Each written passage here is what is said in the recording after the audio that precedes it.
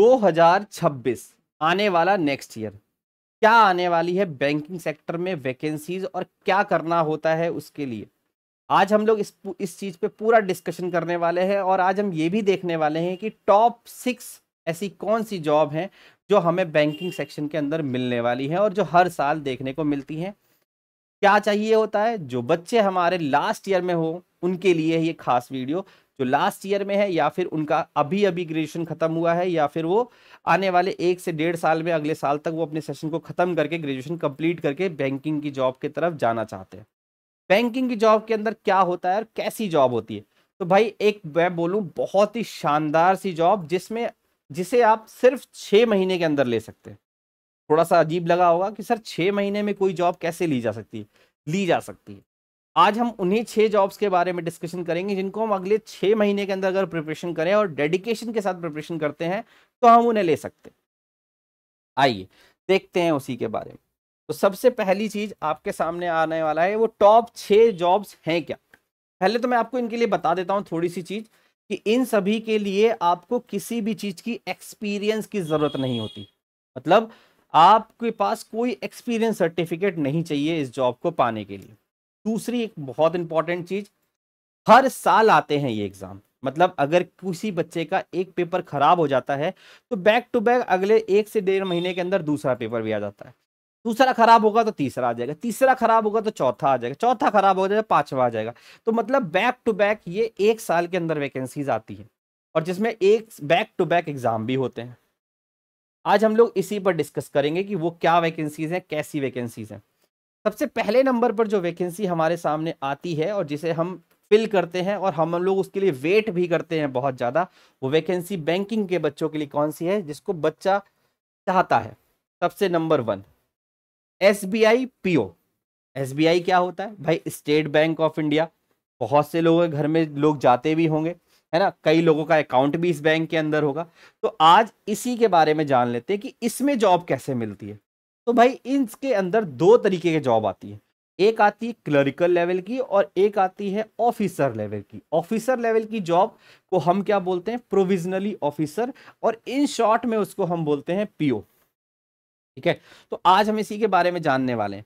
कई सारे बच्चों के पास सबसे दिमाग में पहले आता है सर पैसा कितना मिलेगा, है ना।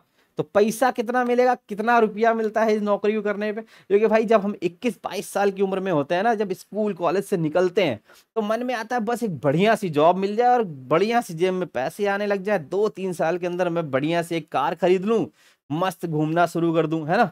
तो भाई याद रखिएगा, अगर आप इस जॉब को क्लियर कर लेते हैं, इनके एग्जाम के स्टेजेस को क्लियर कर लेते हैं, तो आपकी सैलरी कितनी होने वाली? 70,000 से लेकर 85,000 के बीच में इसकी सैलरी जाती है। मतलब 70 से लेकर 85,000। सर ये तो बहुत बड़ा अमाउंट है। बेटा कुछ ऐसी ही सैलरी बनती है, समझ रहे हैं आप?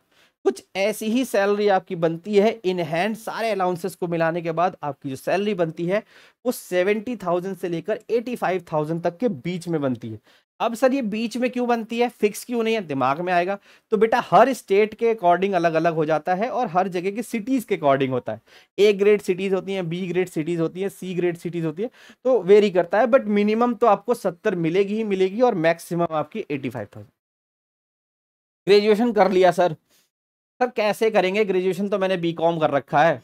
कुछ ने कहा सर BA कर रखा है, कुछ कह रहे सर BSc करके बैठा हूं मैं तो, और अभी तो मेरा B.Tech खत्म हुआ है। तो भाई परेशान नहीं हो, चाहे आपने BSc कर रखा हो, BA कर रखा हो, B.Com कर रखा हो या फिर B.Tech कर रखा हो, सबके लिए एलिजिबल हुआ क्या भाई?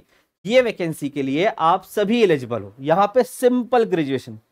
अब कुछ और दिमाग में, सर कितने परसेंटेज मांगते? भाई परसेंटेज भी नहीं मांगते, परसेंटेज भी नो रिक्वायरमेंट। किसी के 40% भी आए हो ना तो भी फॉर्म भर सकता है, किसी के 70% भी आए हो ना तो भी फॉर्म भर सकता है। ठीक है भाई, तो 40%, 70% वाला भी भर सकता है, 90 वाला भी भर सकता है। पास होना चाहिए, जरूरी नहीं कितना परसेंटेज आया, है ना। तो भाई सोचिए बैंकिंग में कैसी जॉब मिल रही है। अगर आपके 40% भी ग्रेजुएशन में तो भी आप इसके लिए एलिजिबल है। और कितनी सैलरी? 70-75 से ऊपर, है ना। तो बढ़िया है। एज क्या होती है? तो 21 साल से लेके 30 साल। जाहिर सी बात है जब आप ग्रेजुएशन को खत्म करते हैं तो 21 के आसपास पहुंच ही जाते हैं। नहीं पहुंचने वाले होते हैं तो पहुंचने वाले होंगे 1-2 साल के अंदर, है ना। मतलब ये हो सकता है कि कुछ लोग ग्रेजुएशन के लास्ट ईयर में हो तो 2000 अगले 26 में वो अपने 21 साल को भी पूरा कर लें, और कुछ तो पहले से ही होंगे, तो भाई ये 21 से 30 साल वालों के लिए। ठीक, एक्सपीरियंस बिल्कुल नहीं चाहिए, नो एक्सपीरियंस, जीरो, कुछ नहीं मांगता भाई, बस आपको ना पढ़ा होना चाहिए। जितनी चीजें हैं उनके पेपर को पास करो, उनके एग्जामिनेशंस को पास करो और बेहतरीन सी जॉब लो। क्लियर। आते हैं जॉब नंबर 2 पर। सर इसके अलावा भी कुछ था, तो भाई 5 वैकेंसीज और हैं। अगली वैकेंसी एसबीआई क्लर्क की। भाई पीओ लेगा तो क्लर्क भी बनाएगा, है ना। क्लर्क और पीओ में क्या डिफरेंस, भाई वो ऑफिसर तो ये क्लर्क, पर क्लर्क का मतलब ऐसा थोड़ी ना है कि पैसा कम दे देंगे। भाई पैसा यहां पर भी अच्छा मिलता है। कितना, लगभग 45,000 के आसपास आपकी मंथली सैलरी जाने वाली है। कितनी, 45,000, एक बहुत अच्छा अमाउंट होता है आफ्टर ग्रेजुएशन। 21 साल की उम्र में, 22 साल की उम्र में अगर आपको 45,000 रुपए हाथ में आने शुरू हो जाए तो भाई क्या ही मजे हैं, है ना। बिल्कुल, मतलब वो तो राजा वाली फीलिंग आती है, अरे भाई मेरे से बड़ा राजा तो कोई है ही नहीं, है ना। 50,000 के आसपास की जॉब मिल गई। Qualification as it is graduation. Age limit वहां पर आपने देखा था 21 साल से स्टार्टिंग थी, और यहां तो सिर्फ 20 साल से स्टार्टिंग है। तो कई बार बच्चे ऐसे होते हैं ना जिनकी एज निकल जाती है, मतलब उनकी एज कम होती है, वो ग्रेजुएट हो चुके होते हैं, 21 के नहीं होते, 20 के ही होते हैं। तो भाई 20 वालों को भी रोने की टेंशन नहीं है, वो भर सकते हैं, है ना। 20 से 28 साल यहां पर एज लिमिट होती है, और यहां पर भी एक्सपीरियंस की रिक्वायरमेंट नहीं, there is no need of experience. अगले आते हैं। अगले नंबर पर आने वाली वैकेंसीज है हमारे पास एक और, जिसका नाम क्या है, आईबीपीएस पीओ। समझ रहे हैं ना भाई, पीओ, फिर से पीओ आ गया। सर ये आईबीपीएस पीओ क्या है, ये एसबीआई पीओ क्या था। तो भाई एसबीआई एक अपने एग्जाम खुद से कंडक्ट कराती, पर हमें तो ये भी पता है ना कि एसबीआई के अलावा और भी बैंक है हमारे यहाँ, जैसे bank of Baroda, union bank, Punjab national bank, ये भी तो है, ये भी तो एग्जाम कराती होंगी। हाँ कराती हैं। इनमें भी पीओ बनते होंगे, हाँ बनते हैं। कहाँ से बनते हैं, तो भाई ये सब अपना अलग अलग एग्जाम कंडक्ट नहीं कराती। तो फिर ये कैसे पेपर लेती हैं, तो भाई वो इसके थ्रू लेती है। उन्होंने एक ऑर्गेनाइजेशन है आईबीपीएस, जिसको अपना पूरा टेंडर वो दे देती हैं ईयरली, और वो पूरी ईयर की वैकेंसीज उनको दे देती हैं। वो एक कंबाइन आपका एक पेपर कंडक्ट कराते हैं पीओ का, और उसमें स्टेजेस एज इट इज, जैसी स्टेज आपको एसबीआई के अंदर देखने को मिलती है, वैसी सेम स्टेजेस यहां पर भी पीओ के एग्जाम के लिए मिलती हैं। तो भाई सेम ही है। अब यहां पर सैलरी, तो भाई सैलरी यहां पर भी वैसे ही, लगभग 70 से 75,000।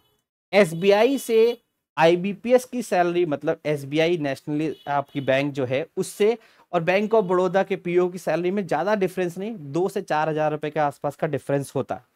ठीक है, तो वो डिफरेंस यहां देखने को मिलता है। क्वालिफिकेशन यहां पर भी आपकी ग्रेजुएशन है, 21 से 30 साल तक के लोग इसको भर सकते हैं, और एक्सपीरियंस की रिक्वायरमेंट यहां पर भी नहीं। बढ़िया फॉर्म, बढ़िया सा चीज, ठीक, इसको हम कर सकते हैं। तीसरे नंबर पर आने वाली वैकेंसी पीओआई है, तो जाहिर सी बात है इसकी भी क्लर्क आएगी। तो भाई इसकी क्लर्क की जॉब, यहां पर भी सेम वही कहानी, सब कुछ as it is same. Age criteria में थोड़ा सा डिफरेंस, 20 साल से 28 साल, और 38 से 42,000। मतलब आप ये मान के चलो कि लगभग आपको 40,000, 40K आपको मंथली मिल जाएंगे, और वहां पर लगभग आपको 45 के आसपास मिल रहे थे, है ना। तो एसबीआई में 45 क्लर्क को मिल जाता है, और आईबीपीएस के क्लर्क में जो लगता है, इनमें आपको लगभग 40,000 के आसपास की जॉब मिलती है।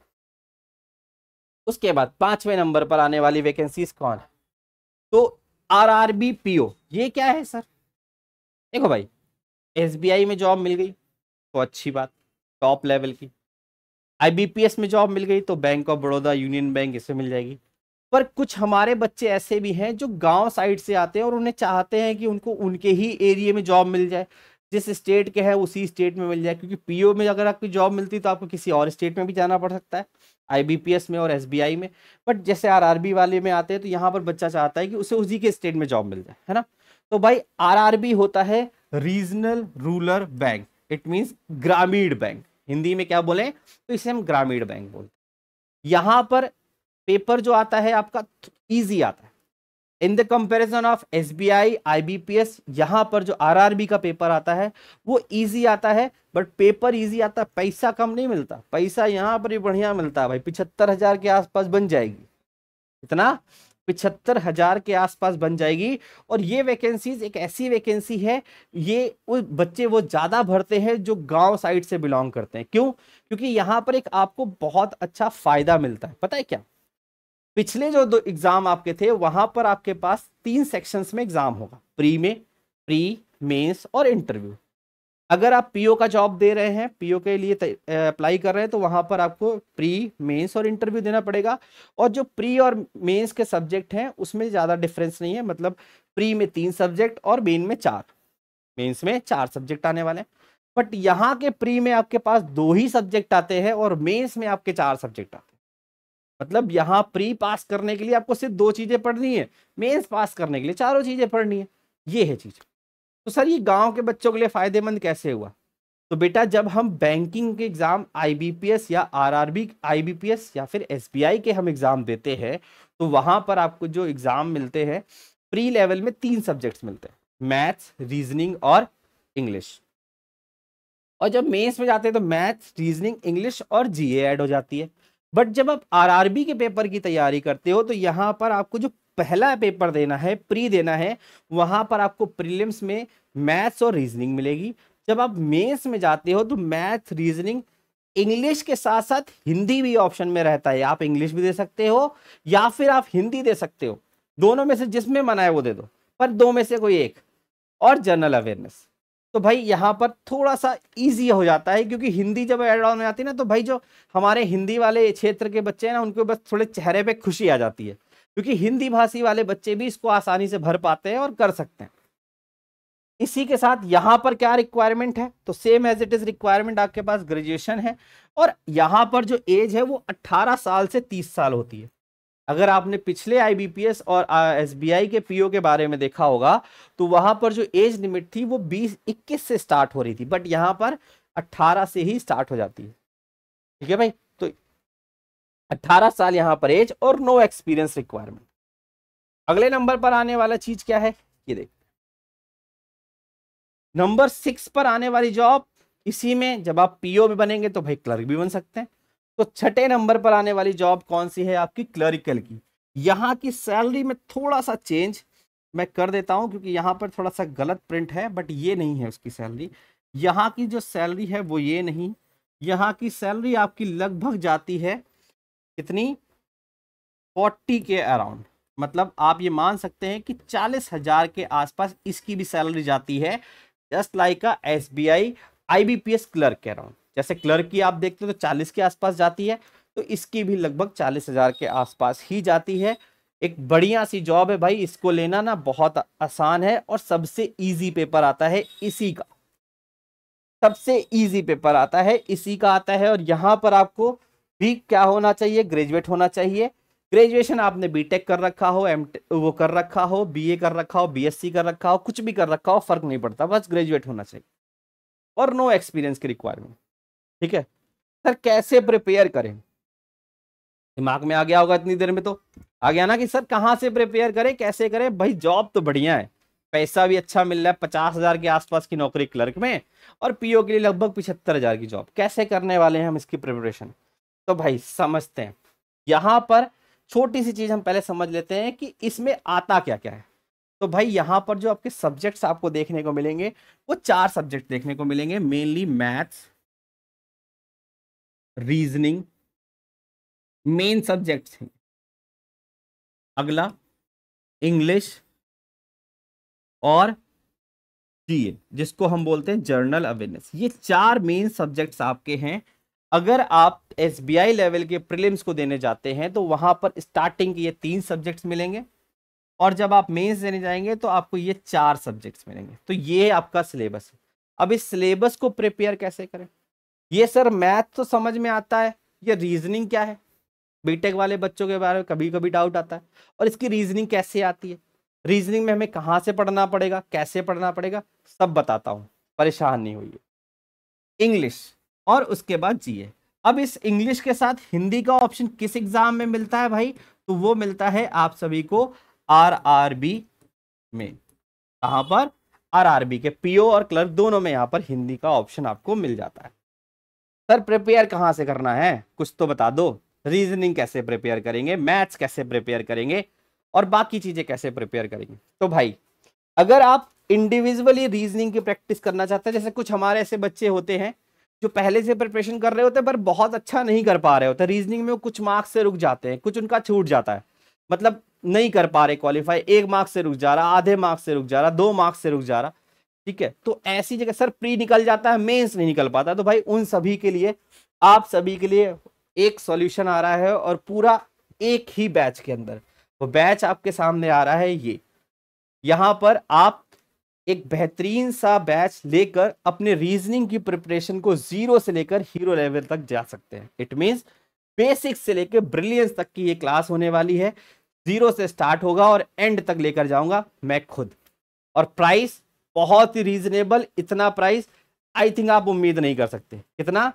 मात्र 499 रुपए। इतना? सिर्फ 499 रुपए। आज के टाइम पे तो इतने में ना एक टी शर्ट भी नहीं आती, बट मैंने इतने प्राइस में आपको एक बैच प्रोवाइड कर दिया है जिसमें मैं आपको जीरो से लेकर हीरो तक पढ़ाने वाला हूं। सर ये तो रीजनिंग का बताया आपने, मुझे तो मैथ्स भी पढ़नी है, मुझे तो जीके भी पढ़नी है, मुझे तो इंग्लिश भी पढ़ना है, और मेरा एग्जाम अगले साल आने वाला है, तो क्या सर ये हेल्प करेगा? तो भाई रीजनिंग का ये सेशन आपके लिए बैच बहुत हेल्पफुल है। आप इसको ले सकते हो, इंडिविजुअली रीजनिंग को तैयार कर सकते हो। और अगर आप चाहते हो कि सर मुझे पूरा ही खरीदना है, तो आप पूरे के लिए इस पे जा सकते हो। ये वाला कोर्स हमारा 1 ईयर की वैलिडिटी के साथ अवेलेबल है, और यहां पर आपको सारे टीचर्स मिल जाएंगे, क्योंकि ये फाउंडेशन बैच। फाउंडेशन क्या होता है? यहां पे हर चीज को आपको बेसिक से पढ़ाया जाएगा और एडवांस लेवल तक ले जाते हैं। आपको पढ़ाने वाली सारी फैकल्टीज आपको यहां पर दिखाई पड़ रही है, देखो मैं भी दिखाई पड़ रहा हूं आपको, है ना? तो मैं भी आपको इस बैच के अंदर पढ़ाता हुआ दिखाई पड़ूंगा।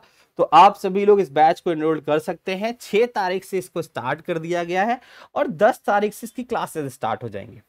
ये आपको लाइव भी मिलेगा और रिकॉर्डेड भी मिलेगा। जब बैचेस खत्म हो जाएंगे, क्लासेस खत्म होने के बाद, ये रिकॉर्डेड फॉर्म में आपके पास अवेलेबल रहेगा। यहां पर भी आपको 200 प्लस क्लासेस मिलने वाली है कि भाई क्लास पीडीएफ मिलने वाले हैं, क्लास नोट्स मिलने वाले हैं, जैसे यहां पर मिलेंगे ऐसे ही उस रीजनिंग वाले बैच में भी आपको मिलेगा। तो अगर आप चाहते हैं कि अपना आने वाले 2026 में एक बेहतरीन सी जॉब लेना है, तो आप इस बैच को एनरोल करके अपने फ्यूचर को और ब्राइट ले जा सकते हैं और बहुत अच्छे से प्रिपरेशन को कर सकते हैं। फिर मिलते हैं किसी एक नेक्स्ट वीडियो में इसी तरीके के बेहतरीन शानदार इंफॉर्मेशन के साथ। Bye bye, thank you and जय हिंद टू ऑल।